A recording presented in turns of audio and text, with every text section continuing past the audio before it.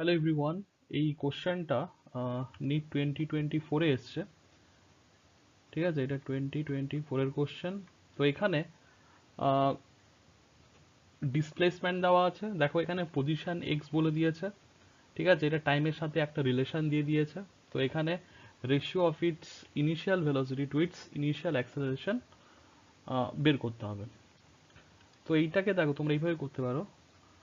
তো তো ফার্স্টে আমরা কি করবো না, এখানে ভেলোসিটি ফাইন্ড করবো। এবার ভেলোসিটি মানে আমরা কি জানি, v equal to dx by dt। তার মানে এখানে আমাদের x কে ডিফারেন্সিয়েট করতে হবে উইথ রেসপেক্ট টু t। তাহলে এটাকে যদি আমরা ডিফারেন্সিয়েট করি তাহলে আমরা কি পাবো, তো এখানে একবার আমি লিখছি, দাঁড়াও, d বাই dt x এর জায়গায় লিখতে পারি alpha t to the power 4 plus beta t square plus gamma t plus delta. এখন এটাকে টাইমের রেসপেক্টে ডিফারেন্সিয়েট করলে কি পাবো, 4 অ্যালফা টি কিউব ফার্স্ট টার্মটা থেকে, সেকেন্ড টার্মটা থেকে পাবো 2 বিটা টি প্লাস গামা, আর এখানে যে ডেল্টা টার্মটা রয়েছে ওটা জিরো হয়ে যাবে। এবার অ্যাক্সেলারেশনটাও আমরা ফাইন্ড করব, ডিভি বাই ডিটি মানে ভেলোসিটিটাকে আমাদের আরেকবার ডিফারেন্সিয়েট করতে হবে।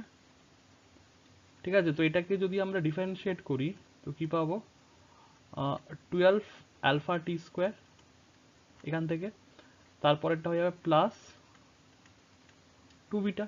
ওকে, আচ্ছা, এরপর এখানে দেখো বলেছে যে ratio of its initial velocity and to its initial acceleration. তাহলে ইনিশিয়াল ভেলোসিটি বের করতে গেলে কি করব, এখানে